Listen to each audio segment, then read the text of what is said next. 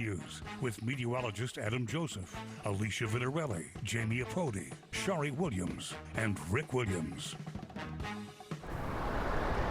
Welcome back. The impact of Tropical Storm ISAIAS already being felt along the East Coast tonight. This was a scene in Hilton Head, South Carolina, as strong winds and rough surf battered the beaches earlier today. And this view from the Frying Pan Tower, a decommissioned lighthouse 30 miles off of North Carolina, showing the storm's strength as it churns over the open ocean. Well, the latest track has the storm moving into our area tomorrow morning, bringing damaging winds and the threat of flash flooding. Tropical storm warnings have been issued across the region, and we have live team coverage tonight. Action News reporter Jacqueline Lee live for us in Newcastle County, Delaware, where they are preparing for several inches of rain. But let's begin with meteorologist Melissa McGee. Of course, details on the timing and also the impact of the storm, Melissa. And Shari, there will be a lot of impacts locally across our region. As we look at the latest with Storm Tracker 6 Live Double Scan Radar 3D, you can see Tropical Storm ISAIAS maximum sustained winds still at 70 miles per hour. The storm is starting to become better organized, and if you look closely, it almost looks like an eye wall is starting to develop. But because it is not a hurricane, this is just a center of circulation. You can see those rain bands already moving across areas in Georgia and also the Carolinas. When we look at the sustained winds with this storm, tropical storm force winds extend out from the center, and they will continue to work their way across areas in Wilmington, North Carolina, then to the north and east,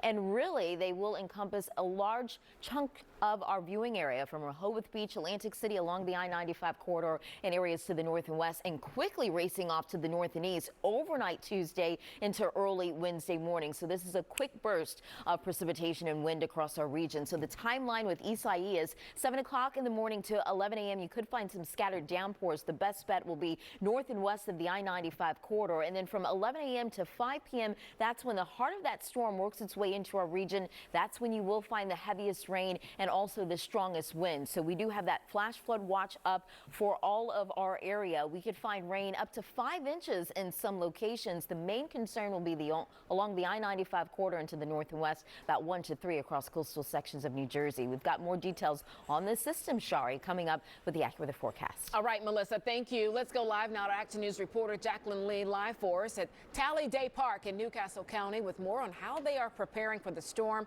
as it is, of course, expected to arrive. Jacqueline. That's right, Shari, and emergency management officials are monitoring different spots, like right here.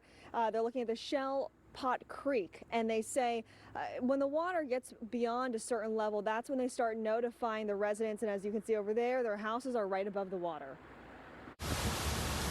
As ISAIAS barrels towards the tri-state area, Delaware officials aren't wasting any time. The first state is expected to face tropical storm force winds up to 73 miles an hour within the next 36 hours. Anytime you get any type of coastal storms, you're worried about flooding, and you're worried about water damage. Here in Delaware City, which sits right on the Delaware River, officials are relying on water pump systems to mitigate any flooding. This morning, crews installed barriers along the seawall. The panels work in such that they offer a temporary barrier to any increase in water, sea level rise, or if we get any storm surges. Tomorrow, Delaware is expected to get several inches of rain, with some areas potentially seeing up to 6 inches. Officials are warning of possible flash flooding and downed trees and power lines. Before every storm, we do preventative maintenance checks on 8 of our sub areas, which we call drainage checks. Today, Newcastle County Public Works crews checked for any debris to make sure there are no blockages ahead of ISAIAS.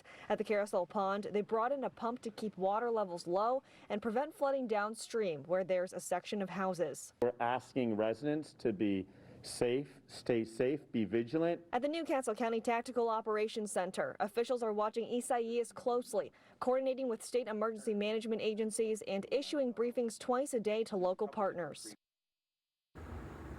And officials are advising you to prepare now. So that means clearing your drains around your house. It means creating an emergency plan if the power goes out. And of course, having an idea of what is coming for tomorrow. Live in Newcastle County, Jacqueline Lee, Channel 6 Action News. Shari. All right, it's Rick, but thank you, Jacqueline. Meanwhile, Isaias will make landfall along the Carolina coast during the overnight hours, but the rough surf and gusty winds already impacting the beaches there. That includes Atlantic Beach, North Carolina, where the governor has already declared a state of emergency. Reporter Tim Pulliam from our sister station WPVIDT in Raleigh-Durham has more on the preparations underway there ahead of the storm. I'm here in Carteret County, North Carolina, in Atlantic Beach, where this area is under a state of emergency and a tropical storm warning. Officials here are concerned about a 2 to 4 foot storm surge impacting this area. They are also concerned about heavy rains causing flash flooding, heavy winds downing power lines and trees, causing widespread power outages and the potential for tornadoes. We have been seeing people come out here to enjoy the last bit of the beach as they can.